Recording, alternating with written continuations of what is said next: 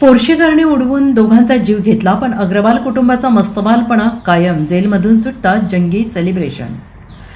काही महिन्यांपूर्वी पुण्यात दारूच्या नशेत भरधाव गाडी चालवून दोघांचा जीव घेणाऱ्या धनिक पुत्राचे प्रकरण राज्यभरात चांगलेच गाजले होते. हा मुलगा अल्पवयीन होता.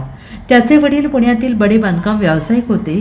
दोघांना गाडीने उडवून त्याचा जीव घेतल्यानंतर पुणे पोलिसांनी या धनिक पुत्राला अटक केली. त्यानंतर आपल्या मुलाच्या रक्तात मद्याचा अंश आढळू नये म्हणून विशाल अग्रवाल याने ससून रुग्णालयात डॉक्टर आणि शिपायामार्फत रक्ताच्या नमुन्यांची अदलाबदल केली आणि हे प्रकरण समोर आल्यानंतर एकच खळबळ उडाली होती. यानंतर विशाल अग्रवाल याला या प्रकरणात आरोपी करून त्याची रवानगी तुरुंगात करण्यात आली. मात्र महिन्याभरापूर्वी न्यायालयाने विशाल अग्रवाल याची जामिनावर सुटका केली आहे. त्यानंतर विशाल अग्रवाल आणि त्याच्या कुटुंबातील लोकांनी जंगी पार्टी केली. या पार्टीचा व्हिडिओ सध्या सोशल मीडियावर व्हायरल होतोय. त्यामध्ये अग्रवाल कुटुंबियांचा मस्तवालपणा कायम असल्याचं दिसून येत आहे. या व्हिडिओत विशाल अग्रवाल त्याची पत्नी पार्टीमध्ये नाचताना दिसत आहेत. या दोघांच्या गळ्यात कोऱ्या करकरीत नोटांचे हार घातल्याचं दिसत आहे.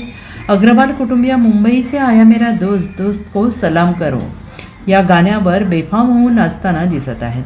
विशाल अग्रवाल याच्या एका नातेवाईकांनी त्याला उचलून घेतल्याचंही दिसत आहे आणि हा व्हिडिओ सोशल मीडियावर व्हायरल होत असून यावरून संताप व्यक्त केला जातो आहे.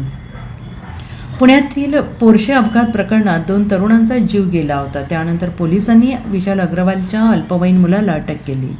पुणे पोलिसांनी विशाल अग्रवाल यांच्या मुलाला पोलीस ठाण्यात पिझ्झा बर्गर पुरवण्या इतपत विशेष वागणूक दिली. तसेच या धनिक पुत्राला वाचवण्यासाठी ससून रुग्णालयातील डॉक्टरांनी रक्ताचे नमुने बदलले. धनिक पुत्राचे वडील विशाल अग्रवाल आजोबा सुरेंद्र अग्रवाल यांनी आपल्या ड्रायव्हरला धमकावण्यापासून ते पैसे दाबण्यापर्यंत शक्य ते सगळे प्रयत्न करून पाहिले. मात्र हे प्रकरण फोल ठरले होते.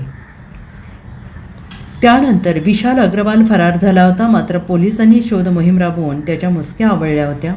तेव्हापासून विशाल अग्रवाल यांचा मुलगा अल्पवयीन असल्याने त्याला तुरुंगातून सोडवण्यात आले होते. त्यानंतर आता विशाल अग्रवाल हा देखील तुरुंगातून बाहेर पडला आहे. Bureau report SBN Marathi, Pune.